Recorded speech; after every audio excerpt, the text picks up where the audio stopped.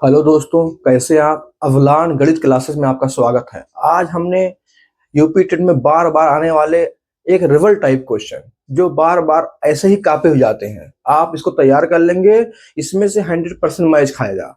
देखिए क्वेश्चन, पाई क्या है? पाई क्या है?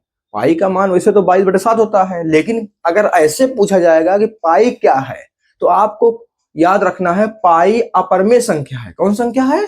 ऑप्शन में दिया है परमेय संख्या, भाज्य संख्या, कोई नहीं। तो आप कह देंगे पाई कौन संख्या है? पाई क्या है? अपरमेय संख्या है। बहुत ही अच्छा क्वेश्चन है, ये बार बार परीक्षाओं में आता है। दूसरा क्वेश्चन, सांख्यिकी में विचरण का विश्लेषण नामक विधि का मुख्य श्रेय किसे जाता है? मतलब ये विचरण का विश्लेषक नामक विधि किसने दिया था? तो ऑप्शन में है Newton, Laplace, Gauss, RK. Fisher. तो आपको एक नाम याद रख लेना है कि आर.के. फिशर ने किया था। किसने किया था? आर.के. फिशर। विधि का मुख्य श्रेय जो जाता है, योगदान में बहुत लोगों ने दिया, लेकिन जो मुख्य श्रेय जाता है किनको? आर.के. फिशर को जाता है। अगला क्वेश्चन, ये भी बहुत बार पूछा जाता है क्वेश्चन, यूपी टेट के चाहे जूनियर हो चाहे प्राइमरी, किसी ना किसी में ये क्वेश्चन ऐसे रिवल टाइप कॉपी होता है। सबसे छोटी अभाज्य संख्या होगी। लोग गलती क्या करते हैं, तुरंत टिक लगा देते, एक पे लगा देते हैं, लेकिन एक पे नहीं लगाना है।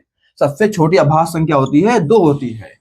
अभाज्य संख्या एक ऐसी संख्या जो एक से कट जाए और स्वयं से कट जाए। A number which is divisible by 1 and itself. एक ऐसी संख्या जो एक से कटे और स्वयं से कट जाए, ऐसी संख्या बोलते हैं अभाज्य संख्या, प्राइम नंबर बोलते हैं। एक सरल रेखा पर स्थित बिंदुओं की संख्या होती है। एक सरल रेखा मान लेते हैं, एक सरल रेखा इस टाइप से, उस पे कितने बिंदु होते हैं? असंख्य बिंदु होते हैं। कितने बिंदु होते हैं? 1 2 0, यही असंख्य बिंदु। कौन ऑप्शन सही हो जाएगा? असंख्य। बहुत ही अच्छा क्वेश्चन है, बार बार रिपीट करता है। किसी बंटन का बहुलक ज्ञात किया जा सकता है। यह भी question as a result copy होता है। किसी बंटन का बहुलक ज्ञात किया जाता है।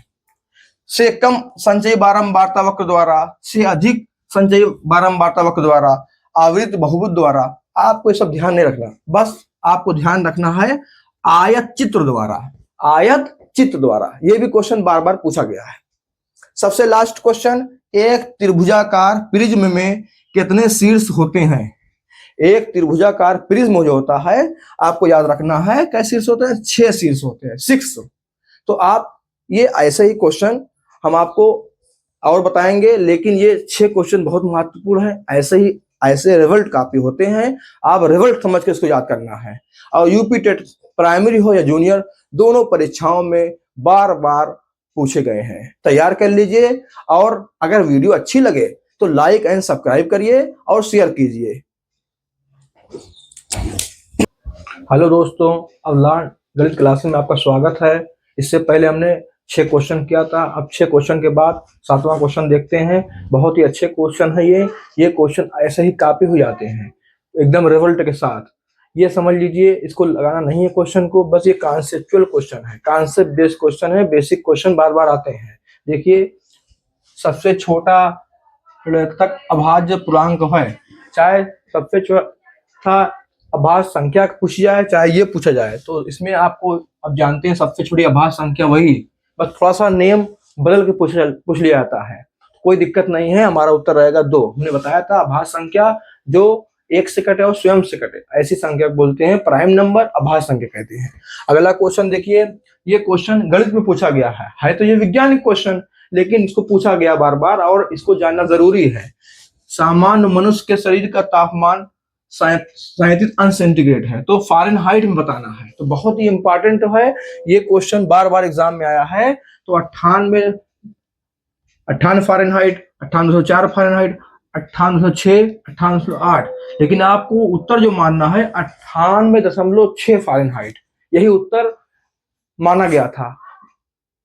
आंसर की में कुछ लोग 4 को बता रहे थे, लेकिन बाद में 6 ही उत्तर माना गया था। अगला क्वेश्चन देखते हैं, अधिकतम और न्यूनतम प्रेक्षण का अंतर कहलाता है। हमने आपको बताया था परिसर क्या होता है। परिसर क्या हो? जो अधिकतम नंबर में से निम्न नंबर घटा देंगे, तो ऐसे को क्या बोलते हैं? परिसर बोलते हैं। क्या बोलते हैं? परिसर। थोड़ा सा क्वेश्चन को घुमा के पूछा गया है, बहुत परेशान नहीं होना है। अगला क्वेश्चन देखते हैं, किसी विद्यार्थी में निम्न में से क्या आंकना चाहिए? गलती, संप्रेषण, बिना समझे रटने की क्षमता, शिक्षक को सुनने की क्षमता, अवधारणाएं न समझने पर प्रश्न न पूछे जाने की क्षमता, प्रवृत्ति। तो आपको इसमें क्या करना रहेगा? गलती संप्रेषण उत्तर होगा हमारा उत्तर क्या होगा? गलती संप्रेषण। अगला क्वेश्चन देखिए, किसी आयत चित्र में आयत की ऊंचाई दर्शाती है। क्या दर्शाती है? उस वर्ग की बारंबारता, उस वर्ग की चौड़ाई, उस वर्ग की ऊपरी सीमा, उस वर्ग की निम्न सीमा। तो आप एकदम याद रख लीजिए, किसी आयत चित्र में आयत की ऊंचाई दर्शाती है उस वर्ग की बारंबारता, उस वर्ग की बारंबारता। ऊंचाई क्या दर्शाती है? उस वर्ग की बारंबारता। एकदम याद कर डालिए। लास्ट क्वेश्चन देखिए, विभाजनी का उपयोग किया जाता है। विभाजनी का उपयोग किया जाता है, पूछा गया क्वेश्चन में। कोण बनाने में, त्रिभुज बनाने में, आयत बनाने में, रेखाखंड की लंबाई ज्ञात करने में। थोड़ा सा नीचे क्लियर नहीं हो रहा है, लेकिन आप देखिए ध्यान से। रेखाखंड की लंबाई ज्ञात करने में, हम पढ़ दे रहे हैं इसलिए ये उत्तर करेक्ट हो जाएगा। रेखाखंड की लंबाई ज्ञात करने में। ये 12 क्वेश्चन बहुत अमूल्य क्वेश्चन है, समझ लीजिए, तैयार कर लीजिए। इसमें से हमेशा क्वेश्चन आते रहते हैं, बार बार रिपीट करते हैं। अगर वीडियो अच्छी लगे तो लाइक एंड सब्सक्राइब कीजिए। धन्यवाद।